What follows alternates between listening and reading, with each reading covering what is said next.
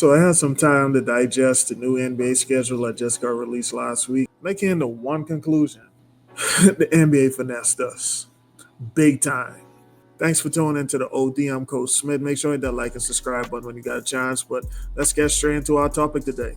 I'm going to tell you 3 reasons why the fans are the biggest loser in this new NBA schedule.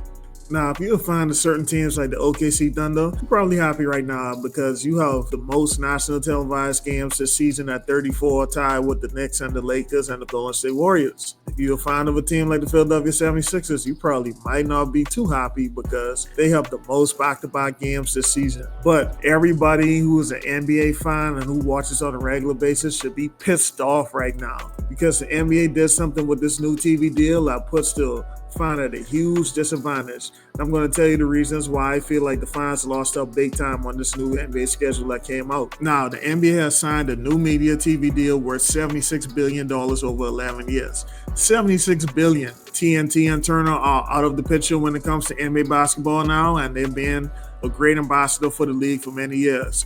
But with this new partnership with the likes of Amazon and NBC comes a whole new ball game.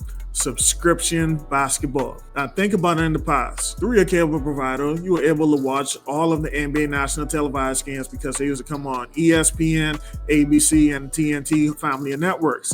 Now, you got to have a subscription through all of these other networks just to watch NBA games all week. Let me break it down a few further. For ESPN's on-demand platform, it'll cost you $29.99 a month. For Peacock and Peacock Premium, it'll cost you $10.99 a month for NBC and Peacock games. Amazon Prime will cost you $15 a month to watch the games through Amazon. And I'm not even factoring NBA League Pass, which is going to be $17 a month if you want to watch out-of-market games. So that's $72 a month you'll be spending just to watch basketball on a regular basis. So that's a huge price uptick when you think about it.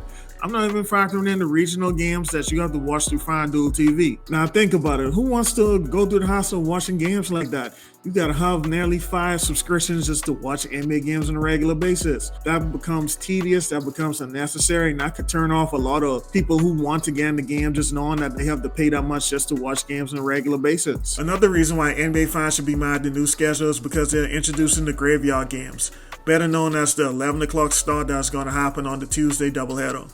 Because NBC is introducing a show called Coast to Coast Tuesdays, what that does is push back the second leg of the doubleheader to 11 o'clock p.m. Firstly, you put a lot of pressure on your East Coast viewers because they're not going to stay up at 2 o'clock in the morning to watch an NBA game every single Tuesday. That's a tough ask to ask somebody to do on the East Coast.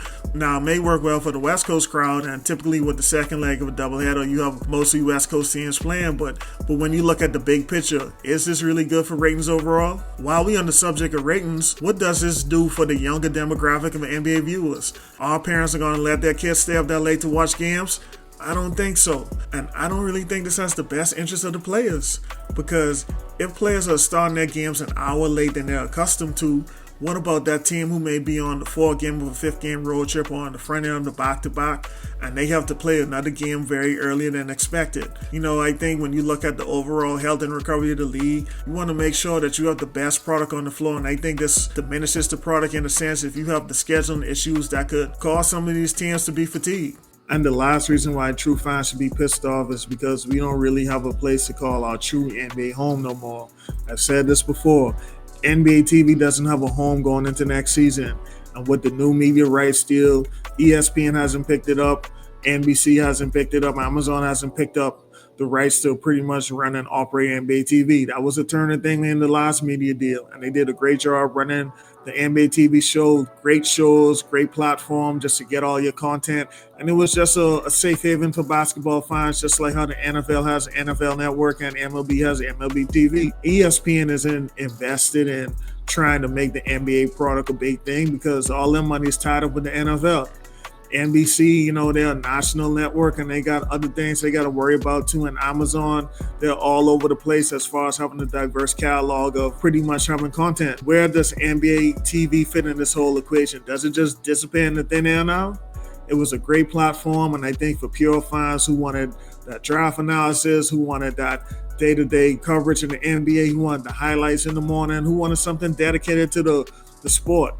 All that is gone now. I feel as an NBA fan who really grew up watching the product and grew up just getting all that content in one place is now non-existent, and it doesn't have a future. And another byproduct of the Turner coverage was inside the NBA. It's moved to ESPN now, but nobody knows how it's going to look. Charles Barkley has been adamant about having no clue what's going on over with the network and what's going to happen with the show, and he was very pissed off because he didn't know what type of direction it was going to have. There's been reports that inside the NBA will have opening night, and after that they won't be on the air again until Christmas.